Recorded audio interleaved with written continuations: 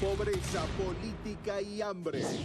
Dura entrevista de Nelson Castro al doctor Juan Carlos Parodi sobre los temas centrales del país. Tengo conocidos en este gobierno que le deseamos todo que tenga mucha suerte porque tienen muy buena intención, son muy capaces, que están trabajando, están alimentando. Entonces pensé, acá hay una anarquía absoluta sobre el número. El otro día leía el informe de la Universidad Católica que el 57% de los niños son pobres. La mayoría de esos niños nacen de lugares donde no hay una planificación. Se asignan recursos para ayudarlos, pero lo que no se controla es el número creciente de estos chicos.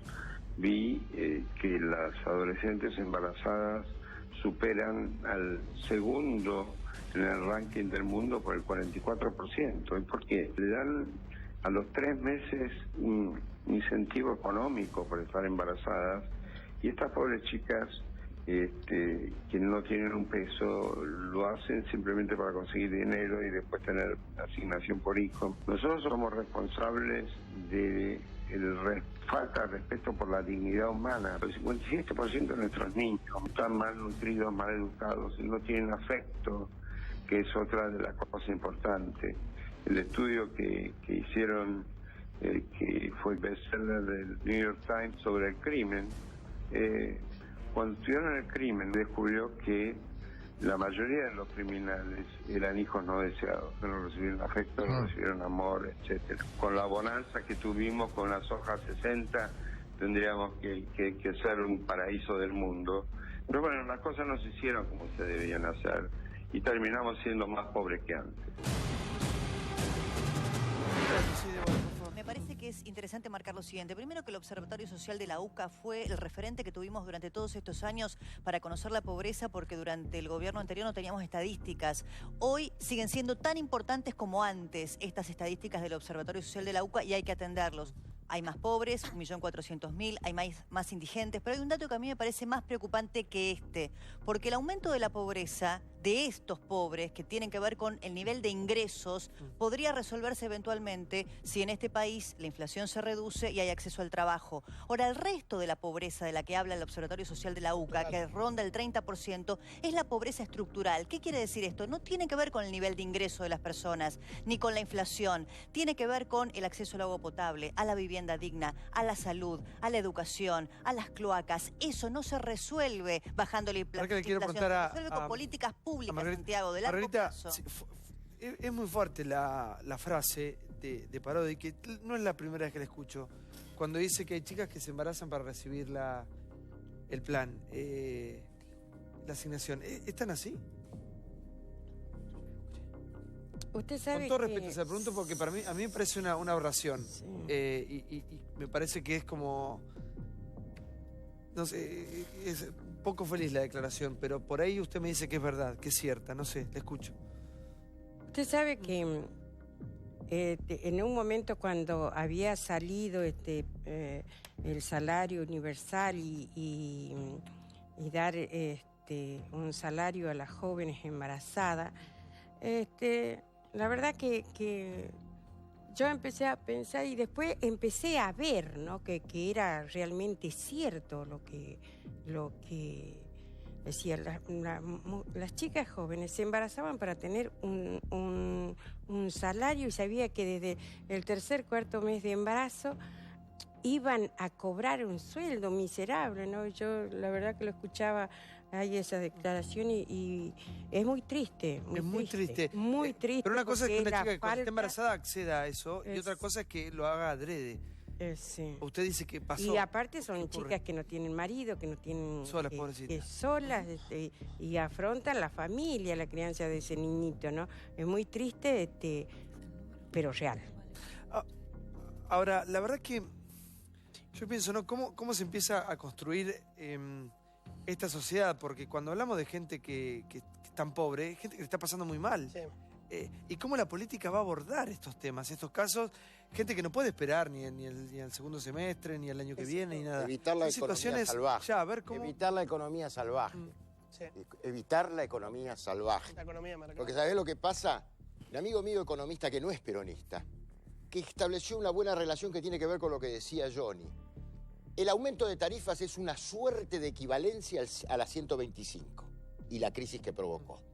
¿Por qué digo esto? Porque en los precios de petróleo, gas y electricidad hay concupiscencia de intereses. El presidente de la Nación, dicho con todo respeto, acaba de viajar al sur, otra vez más al Lago Escondido, el reducto que compró por valor fiscal el señor Lewis, que tiene intereses con Edenor, que tiene un aeródromo privado sin que se sepa quién es el dueño, que se amenazó que a los que iban ahí los iban a tirar con un rifle. Entonces, cuando hay concupiscencia de intereses y no hay gestos claros para diferenciarse justamente de lo que cuestionábamos con Cristina, porque este Lewis también hacía negocios con Cristina.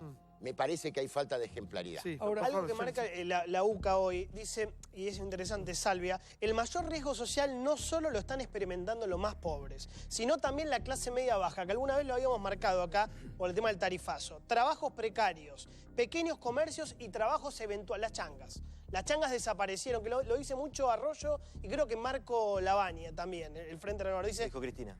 Y lo dijo Cristina también el otro día. Al desaparecer la changa, hay todo un sector que se quedó sin el segundo ingreso, con lo cual la está pasando mal. Sí, Miguel, por favor. Ahora, yo lo que digo es, el tema de la pobreza es gravísimo, es un tema muy, muy duro, de ninguna manera se puede relativizar.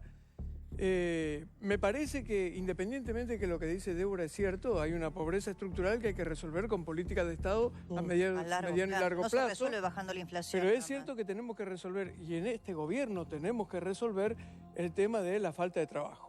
Que este es el gran desafío, digamos. Nosotros podemos reducir la pobreza en la medida que generemos trabajo. Pero Miguel, aumentó la desocupación. Sí, claro que sí. Hay 60.000 nuevos desempleados desde que empezó la Claro que sí. Por eso digo, yo reconozco que esta es una situación compleja, que se ha agravado. Ahora también digo, esto también es consecuencia, y no se puede negar, de la situación económica en la que se encontraba el país en diciembre. Bueno, pero Miguel, a ver, perdón. No estoy diciendo, Miguel, perdón, quiero Esto terminar con esto. Pero lo sabemos todos, y no son frases Bueno, pero quiero terminar con esto. ¿Cómo? No se puede en muy poco tiempo cambiar absolutamente la tendencia que tenía la economía en la Argentina. Ahora, la situación hay más, económica, no hay menos. ¿Cómo? Hay más. Pero claro, este diagnóstico que usted plantea lo planteó el Papa. Hay dos generaciones, como bien dijo Margarita, que desconocen la cultura del trabajo.